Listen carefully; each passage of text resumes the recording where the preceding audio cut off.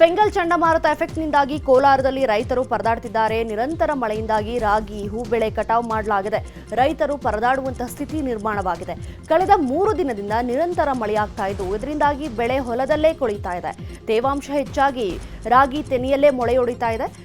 ಇನ್ನು 45,000 ಹೆಕ್ಟೇರ್ ಪ್ರದೇಶದಲ್ಲಿ ಈ ಬಾರಿ ರಾಗಿ ಬೆಳೆ ಹಾಕಿದ್ದಾರೆ. ಅತ್ತ ರಾಗಿ ಬೆಳೆ ಕಟಾವು ಮಾಡಲಾಗದೆ ಅನ್ನದಾತರು ಕಂಗಾಲಾಗಿದ್ದಾರೆ.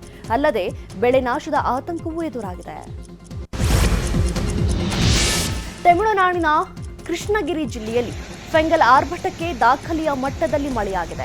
ವರುಣ ಆರ್ಭಟಕ್ಕೆ ಉತ್ತುಂಗ ರೈಯಲ್ಲಿ ನಾನಾ ಅವಾಂತರಗಳು ಸೃಷ್ಟಿಯಾಗಿದೆ. ಕೆರೆ ತುಂಬಿ ಒಡೆದ ಪರಿಣಾಮ ಹಲವು ಪ್ರದೇಶಗಳು ಜಲಾವೃತವಾದರೆ ರಸ್ತೆಯಲ್ಲಿ ನಿಲ್ಲಿಸಿದ್ದ ವಾಹನಗಳು ಕೊಚ್ಚಿಕೊಂಡು ಹೋಗಿವೆ. ಕಾಮರಾಜನಗರ, ಕೆನಡಿ ನಗರ ಸೇರಿದಂತೆ ಹಲವೆಡೆ ಮನೆಗಳು ಜಲಾವೃತವಾಗಿವೆ.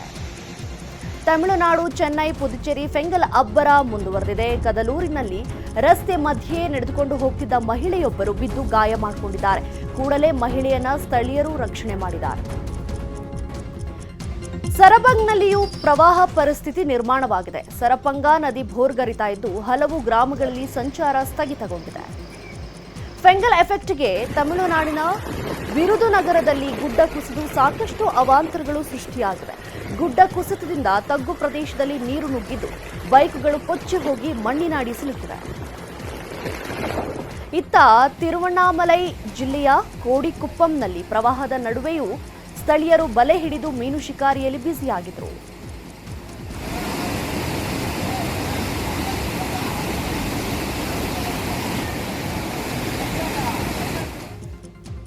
ಫೆಂಗಲ್ ಚಂಡಮಾರುತ ಎಫೆಕ್ಟ್ ಕೇರಳಕ್ಕೂ ತಟ್ಟಿದೆ. ಪಟ್ಟಣಂತಿಟ್ಟ ಜಿಲ್ಲೆಯಲ್ಲಿ ಭಾರೀ ಮಳೆಯಾಗ್ತಾ ಇದೆ. ಇನ್ನು ಮಳೆಯ ನಡುವೆಯೇ ಶಬರಿಮಲೆ ದೇವಸ್ಥಾನಕ್ಕೆ ಆಗಮಿಸಿದ ಭಕ್ತರು ಅಯ್ಯಪ್ಪನ ದರ್ಶನ ಪಡೆಯುತ್ತಿದ್ದಾರೆ.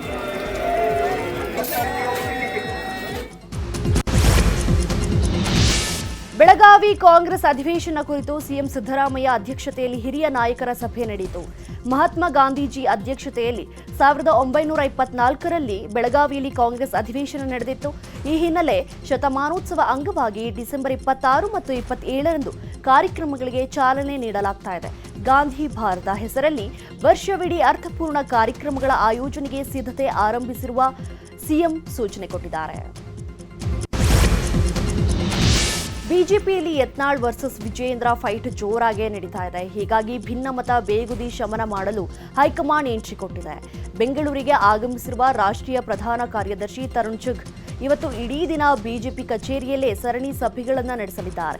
ಪಕ್ಷದಲ್ಲಿನ ಇತ್ತೀಚಿನ ವಿದ್ಯಮಾನಗಳ ಬಗ್ಗೆ ಶಾಸಕರು, ಕೋರ್ ಕಮಿಟಿ ಸದಸ್ಯರ ಜೊತೆ ಚರ್ಚೆಯನ್ನ ನಡೆಸಲಿದ್ದಾರೆ. ಈ ಮೂಲಕ ಪಕ್ಷದೊಳಗಿನ ಆಂತರಿಕ ಸಂಘರ್ಷದ ಬಗ್ಗೆ ಮಾಹಿತಿಯನ್ನು ಸಂಗ್ರಹಿಸಿ ವರಿಷ್ಠರಿಗೆ ವರದಿಯನ್ನು ಸಲ್ಲಿಸಲಿದ್ದಾರೆ.